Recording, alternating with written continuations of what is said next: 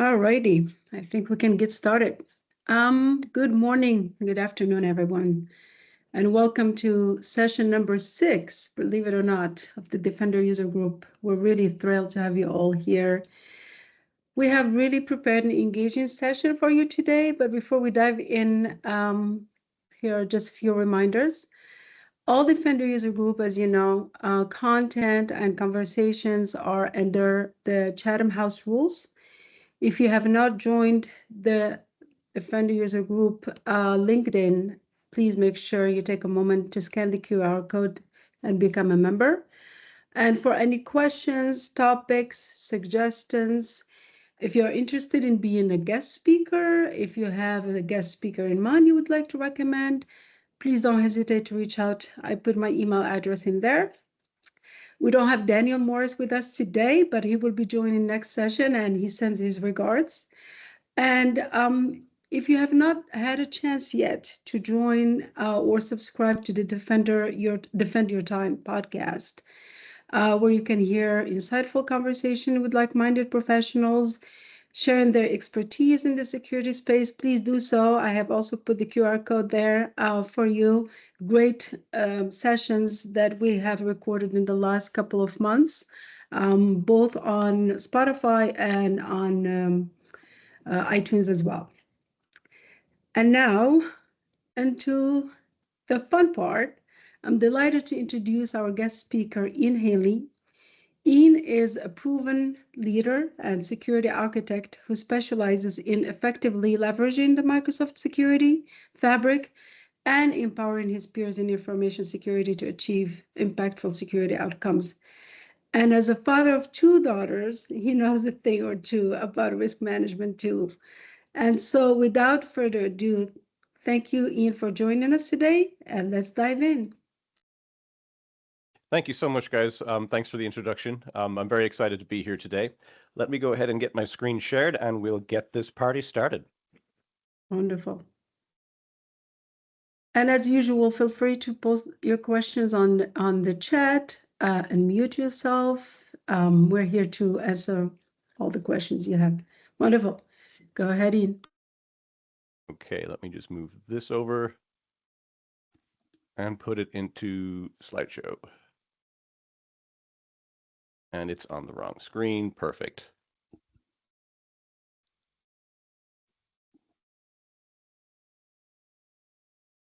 Let me just...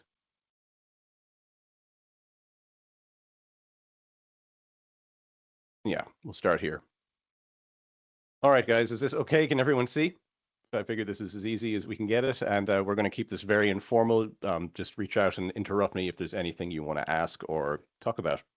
So today we're going to talk about logic apps and automation and elevating your SOC with Microsoft Sentinel. Why Microsoft Sentinel? Why are we even talking about this today?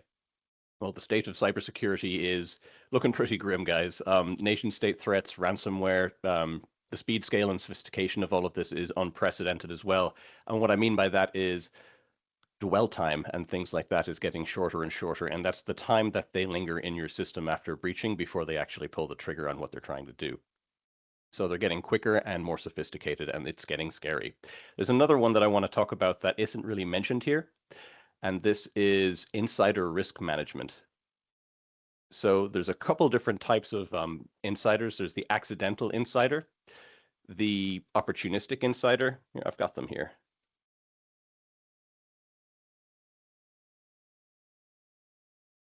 Disgruntled insider and the malicious insider. Has anybody accidentally found themselves in one of these by mistake? This is pretty common. Maybe somebody couldn't get that attachment to who they needed to with corporate email, so they did it over Gmail. They didn't mean any harm. That's an accidental insider. Have you got that poll handy, Wafa? All right. And then on top of, or now that I've scared you enough, managing a SOC has its own challenges as well. So you've got siloed technology. There's a lot of different tools and things like that that you're managing. Cost is kind of a concern no matter where you go. And then you have to worry about burnout. Your SOC analysts can get overwhelmed depending on the traffic and volume of alerts that they have to look at every day. So how do we handle some of these concerns? Let's turn to, you guessed it, Microsoft Sentinel. Here's what it does. It's it provides a cyber threat protection, investigation, response, and proactive hunting with bird's eye view across your entire enterprise. This delivers intelligent, comprehensive SIM and security orchestration, automation, and response, and that's where SOAR comes from. It collects, detects, investigates, and responds. So it can collect data from all of your different signals and tools and things like that, so they're no longer siloed, giving you a single pane of glass. It can apply detection rules and analytics rules against the signals that are coming in from those data sources, and then it can correlate them with AI and other tools to tie them together into some sort of an incident and detect malicious behavior. And then it has, with the SOAR capabilities, the ability to respond automatically. That takes a load off of your SOC. Let's talk about how we would do one of these things here in just a few moments. But moving on to, again, why choose Microsoft Sentinel for your SIM? It protects everything, just to drive the point home. It drives return on investment and helps you move faster. I've got some points here I want to make sure I get to. You don't want to just reduce your cost with ROI. You can maximize your value and manage your costs. So if you save a bunch of money by resizing or doing something like that, or with a DCR rule, you can reinvest that somewhere else to enhance your protection and maybe get enriched data sources. So that brings me to my next point, providing flexibility and driving efficiency. What are we automating today? So we're going to disable an entry user ID account if it commits some sort of an action, and we're going to go build a custom analytics rule to define that. It's essentially going to be a KQL query, and what it does is detect an event ID for a failed login attempt, and we can run that against the last 5-10 minutes and say if it happens more than 4 or 5 times in a minute, we know that's probably not a person, and we can lock the user's account out. And then we can minimize the impact on your SOC analyst further by updating the ticket automatically, so the SOC analyst knows that the user's account has been disabled. And we can automate an email out to that offending user's manager if they have one in EntraID. So your SOC analyst just has to sit back, relax, and wait for the manager to come back and give an explanation and whether to turn the account back on or not. Sound cool, right? How's everybody doing? I feel like I've been talking at everyone a lot. We're all right. Let's move on to the fun stuff. By the way, Yes, thank you. Awesome. Great. There's a lot more you can do with Logic Apps, by the way, than what we just described. So we're going to take a quick detour, and I'm going to show you something I built on kind of a side home project. This is a Raspberry Pi integrated soil sensor. The parts are about $7 a pop on Adafruit. I've got links over here and everything to where you can buy them. And with the new Bookworm OS, there's a lot of fun security updates I cover here in this article. But anyway, moving on, here is kind of a guide on how to get your Azure IoT Hub set up. Grab the strings, set up the Raspberry Pi, start to finish. And if you're interested in the Logic app to, like what I did with that next, I took the data from the Raspberry Pi, got it into an IoT hub, up to a service bus queue, and then into a log analytics workspace. Here's the measurements for my goat horn pictured here. It's a spicy pepper. Just some other fun stuff you can do with that. Let's run through how it works. So here is the Azure Logic App Designer. Show you how to get here. Just in Home, go to Logic Apps, and this is the one.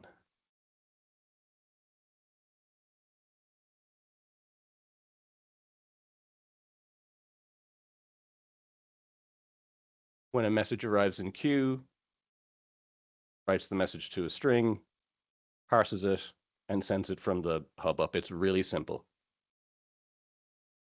The next part is where we get it to forward an email.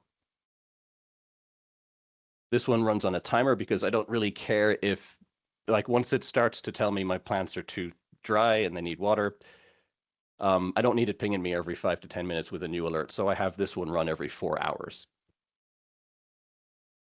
Grabs the information and runs this KQL query against these hard-coded thresholds for too high or too low when I want it to alert me.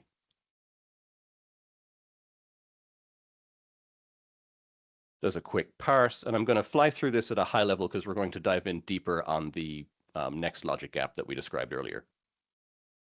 Peppers out of bounds or out of condition, right? If they're above, if they go outside of the conditions that we described earlier, run them through this for each loop to make sure we grab the names. Put them through this one. Same thing, and it goes through this way in the decision tree.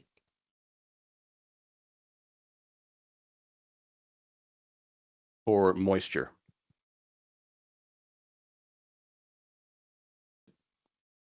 Passes, it goes over here to true. I get an email that says soil moisture readings for this plant are high at approximately that. Please investigate. On the other side over here, it's pretty much the same thing, but for temperature. Curious what the end result looks like. Here's the email.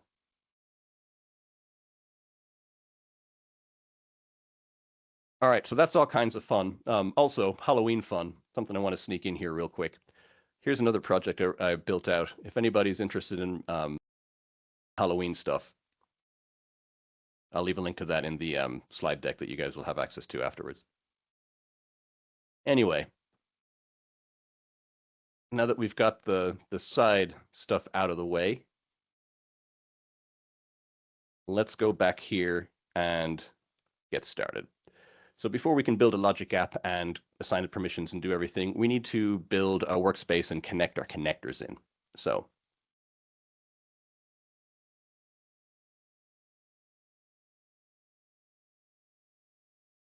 go to create.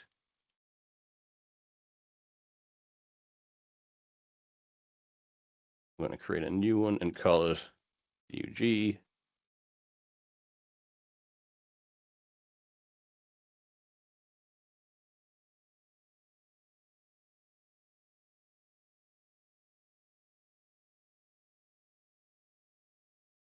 And it's as simple as that, right, guys? Spinning up a workspace. Now, that's easy, but there's nothing in it yet. While it's doing that, it might take a second.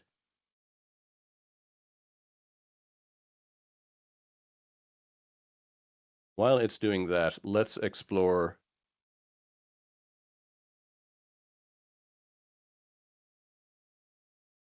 well, I kind of want that to finish.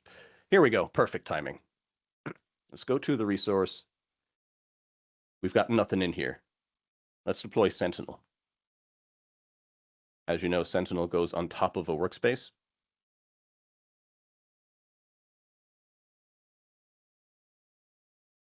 Create. There's the one we just did.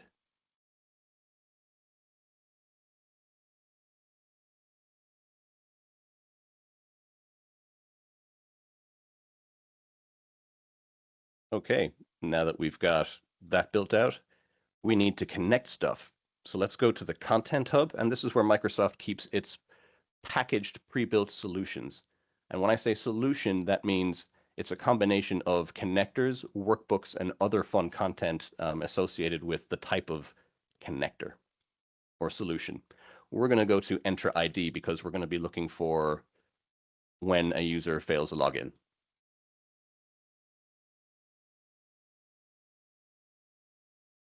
Here we go.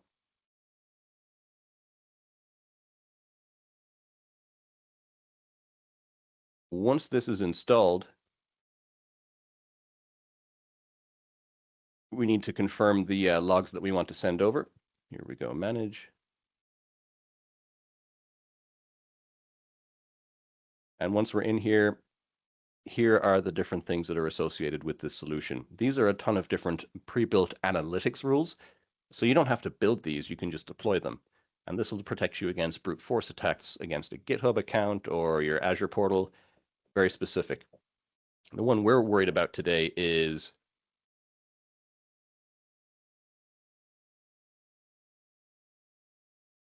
this guy, I think. This one. Block enter user ID. Let's create the playbook.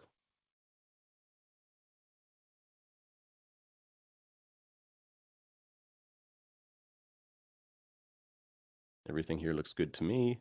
I like to keep everything in the same user group or resource group.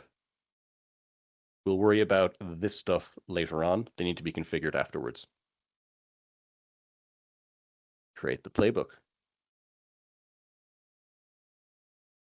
And that puts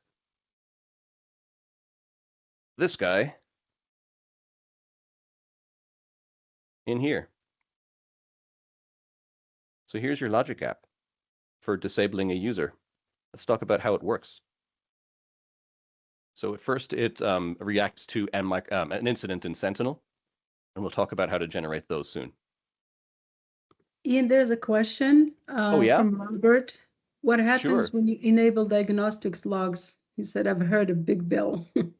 Oh, yeah, a big bill. So I didn't really want any additional fluff or diagnostics going across just for this demo.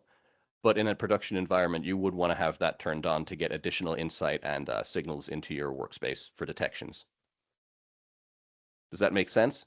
Okay.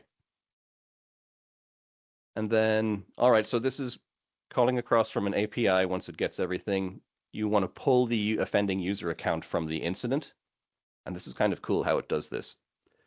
It does a concatenate, and it takes the username and then appends the UPN suffix to make the UPN, and we'll talk about that shortly here. Once it's got that, it passes it to a for each, because remember, there could be more users associated with the same incident if we group them. Here's the concatenation where it takes for each user that gets passed, it slaps a @ in between and then tags the UPN suffix. Then it applies this flag, which all of this information put together generates a URI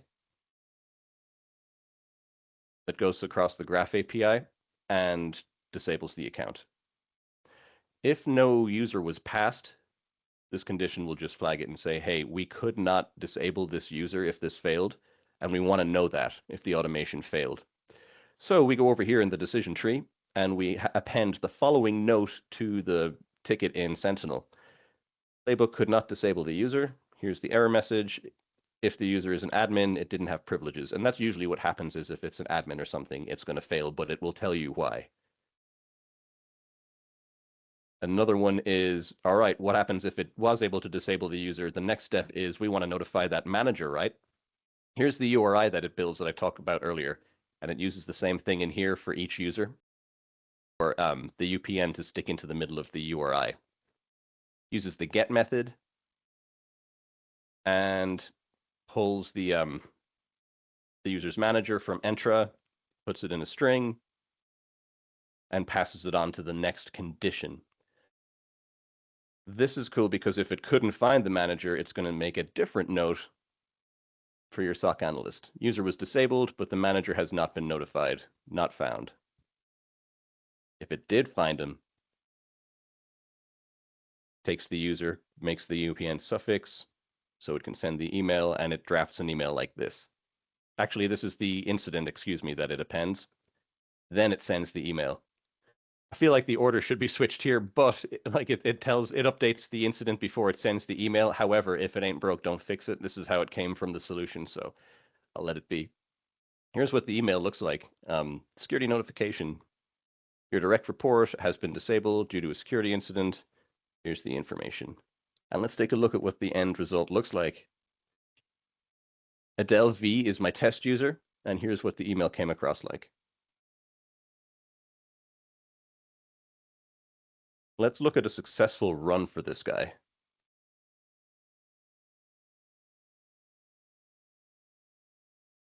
Oh, that's a different one. Let's go to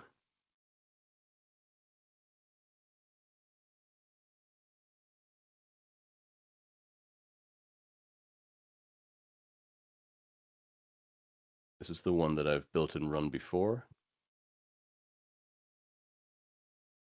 And I like this because you can see what happens here. So it takes the input from the incident, passes everything across, the time, the users, the name of the incident, what type of alert, the priority. Then it goes and gets the user, as you can see here. It's the name and the UPN suffix and puts the @ in between. Remember account name. We'll talk about that later because it's important when we're building our analytics rule to make sure it grabs this so that we can concatenate those together to make the UPN suffix. Once we have our offending accounts from the incident, we put it through a for each loop because remember, there could be multiple. This tries to update the user, succeeded. This is where it throws the disable flag. Since it succeeded, it went this way, went to grab the manager. That's me, director of dictatorship. I run a tight ship, fellas. And moving on, it has to parse that and then pass it over. If there is no manager, add that note. If there is, grab the details, make this note. And that's what the email looks like that you saw earlier. Here. Very cool, right? And think about the time that saves not only your SOC, but the reaction time. If you build an analytics rule that is in NRT rule or a near real time, it runs about every minute to 2 minutes. So if somebody is doing and you can tune this to a different behavior. It doesn't have to be a failed login attempt. Maybe somebody breached a DLP policy and is exfiltrating data. They're uploading to a non-sanctioned storage like Gmail or something like that instead of Outlook or OneDrive. You can potentially disable the user's account before the upload is complete and then have their manager notified about it. And the SOC doesn't waste any time tracking down the manager and trying to figure out what happened. Pretty slick, right? Anyway, that all sounds really cool, but how do we put all this together? We need to have an analytics rule to generate the incident for the behavior we're looking for, and then we want to tie this to it to trigger it. Stop me if I'm moving fast, fellas. This is very casual. Just we can slow down anytime. Right now, we're going to go build that analytics rule. You go into Sentinel, down here to analytics. Here's the one that we've built.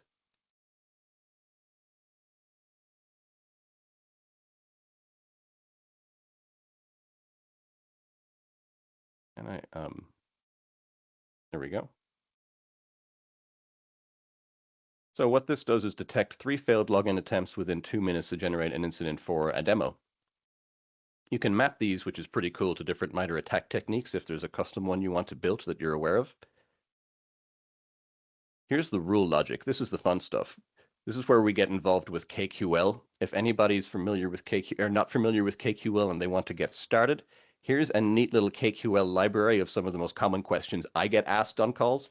Someone will say, hey, what's the cost of this event ID? You can copy and paste this guy and literally drop it in. And I try to comment everything out to explain what we're doing. And sometimes I'll have more than one version of the same thing. Here's another good one. What's the 90-day billable ingest? You just copy this guy and paste it over. Library in the links at the end of the slide deck as well. Anyway, moving back here, for sign-in logs, where the result type is this error code, 5012.6, that's for an invalid username or password in EntraID. And we'll take any of those, summarize the number of failed attempts, right? We'll count them, and we'll summarize them by the user and the time generated, and split it out by 2 minutes. That way, if they fail 5 times within 2 minutes, that's how it's going to bring a result back. And if that shows up as more than 3, then we're going to generate an alert. Pretty straightforward. You can even actually test it with current data as well. It won't show up for me because I've already generated an incident. Let's take a look. Remember when I said, look at the name when we were concatenating things together and how we had to bring over the username and then concatenate the UPN suffix? It's really important that you do a little bit of enhanced entity mapping here for this to make sure that it captures that data and passes it on. Here, what we did was went to account data, and it was name and user principal name. Alert details. If you wanted to have a different name for what the alert should show up as than what it is named in the general tab, you can do that here and have a separate description. And then we can have it run. I have this running every 15 minutes and then it looks back because I don't want to wait more than 15 minutes when I'm trying to generate data for a demo, right? We can have it start running immediately, the threshold as soon as it triggers and generates anything we want an alert. And then here's another part of being efficient for your SOC analysts. That's the whole point of automation, is saving that headache, right? So we want to group all of these types of events into a single alert so that you don't have 20 different tickets for the same thing and have all of your SOC guys tied up chasing the same thing. For this demo purpose, I wanted a separate one for each one, so that's why I did that. But let's move over this way to incident settings. We wanted to create an incident, and here's another smart way to group it. Maybe you've got the same user that's being targeted by brute force or password spray, so their alerts are being generated for the same account over the same workday for 8 hours. Maybe you want to group all of those into the same type of an incident instead of generating multiple ones. Important to configure this correctly. And here's where we can tie in and add our playbook that we built earlier or imported from the content hub in Sentinel. I don't want to do this now because I want to run it manually against our incident, but this is where, when you're generating the rule, if you know what you want to tie it to, you can put it in here. I'm not going to save anything because we've already built it. And then I had my user Adele Vance over here. You can see she's enabled. Try to log in a couple of times with a bad password. It generated this incident. As you can see over here, there she is. And we're going to run our logic app against that.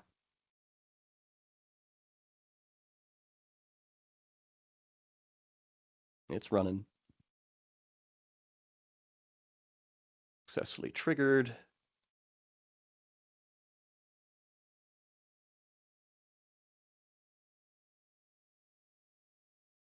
That's just now. So, succeeded. Everything passed here. Check, check, check. Let's go check out her account. And she's disabled. Very fast, right? A human having to track some stuff down and log in and find the account and doing that might not have been as quick. And then getting the email out, updating the ticket. That's how we can leverage Sentinel to really elevate your SOC with the focusing on the security orchestration and automation and responses, the SOAR aspects. We covered a lot of stuff, guys. How does everybody feel? Everybody comfortable? Any questions that we can go back and revisit? And feel free to unmute yourself and speak directly to Ian. Oh, yeah, unmute yourself and talk. We're all friends here. If we've got time left too, what I'd like to do is go ahead and actually deploy this and handle all the permissions and things. I wasn't sure if we'd had time. We've already got a head start by deploying that app, so let's go back and take care of the rest of it. All in agreement? Yeah, Ian, before you move forward, there's a question. Sure. Yeah. On the chat. Can you explain about the why and how to configure manage identity API connections, API permissions, intra-app registrations? Yes, that is exactly where I was about to go. Since we've just deployed that over here, the next thing we need to do is get in the DUG, we need to configure the permissions. Let's look at the one we've already configured so we can take a look and go to API. This is where we want to be really, really careful because this is the ability to disable a user. It's tempting just to give it admin access because you know GA can disable users. But But that if that identity gets compromised, you're in a whole world of hurt. So we have to be really careful about this. So let's look at what we've got here. It's been authorized already.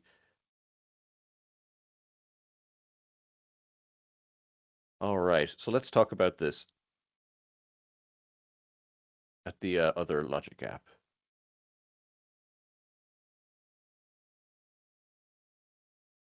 You'll notice in the Logic App Designer a bunch of red boxes. Here we go, invalid connection. This is because we don't have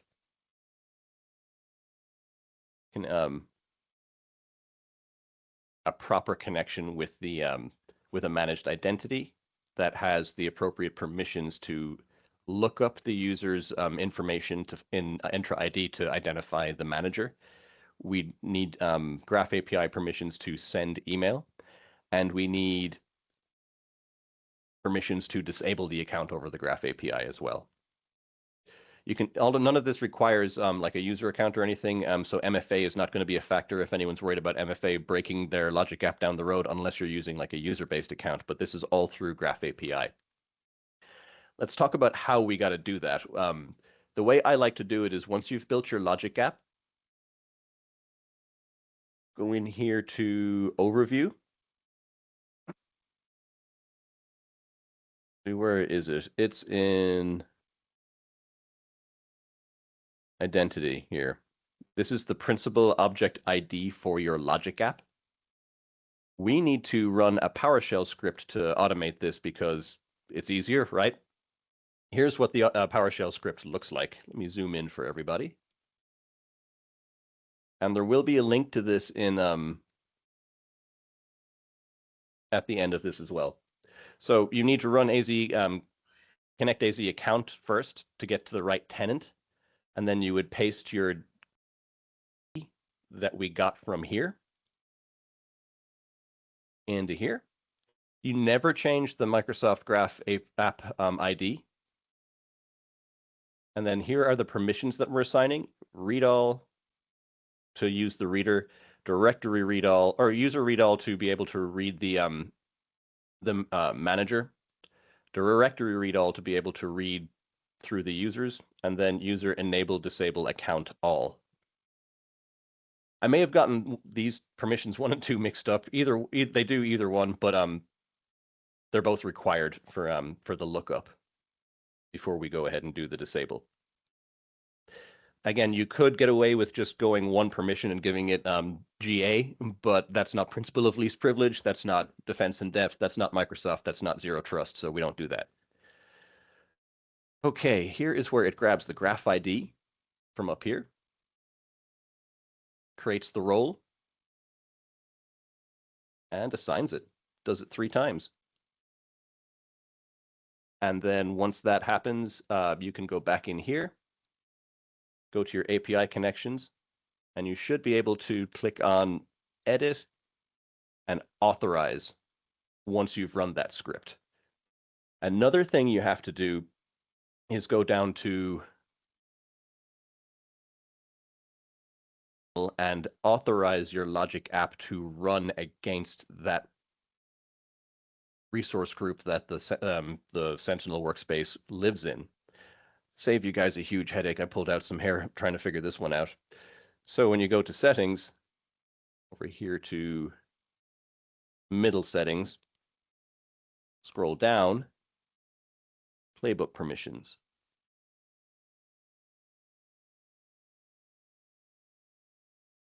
And then you'd have to give it permissions to the resource group that your Sentinel is running in.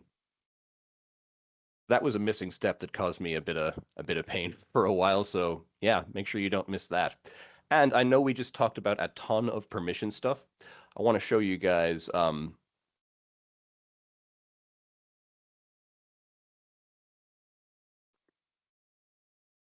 got all of this block written out in step by step. I just figured it was much cooler to do this live than just show you guys some screenshots on a slide deck.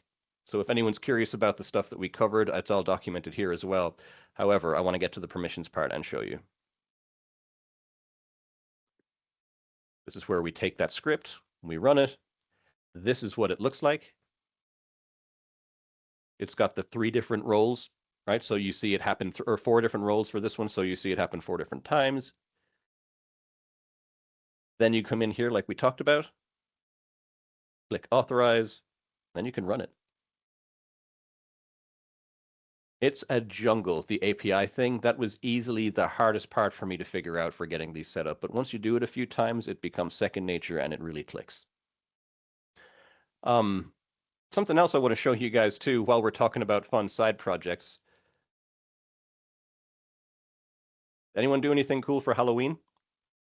This is a little side project I built out. A Raspberry Pi in the back end, put a pair of LCD screens on for eyeballs. Power it up. You've got some eyes looking back at you. A little bit of tweaking, and you can make them creepier. Yeah, stick them on a pumpkin, all kinds of fun stuff. Stick them on a mask. Anyway, if you're into nerdy DIY stuff like that, give it a look. And that's all she wrote, guys. We're about at time, right? Tell us how we're doing, Wafa. I think we're doing great. Thank you very much, Ian. And everybody, feel free to come off mute. We have Ian here with us for a couple more minutes, ask your questions. Also, we wanted to share with you some future topics that Ian would be more than happy to present to this audience. So if you would like to choose a topic of interest, please go ahead and submit the one you like, and we'll make sure to slot it for future sessions. Yeah, if there's anything I touched on here that you want to hear more about, let us know. Of course. I see a question in the chat or just a comment. There you go. It seems like the Defender for IoT and OT, as we talked about earlier, Ian, is a hot topic. Well, as you can tell, I've written a lot about the Defender for IoT stuff with my soil sensors, and we've got them connected several different ways. So maybe we can use that as kind of a demonstration. Yeah. On the next one. Very cool. Also, origins of, if you're wondering why there's a Ninja cat riding a T-Rex, there's a little story about that here. It's a Microsoft thing. And yeah, thank you so much, guys. That's about everything I had today. Are there any, this is where we go into, I guess, question and answer. Any questions or anything you guys would like to ask?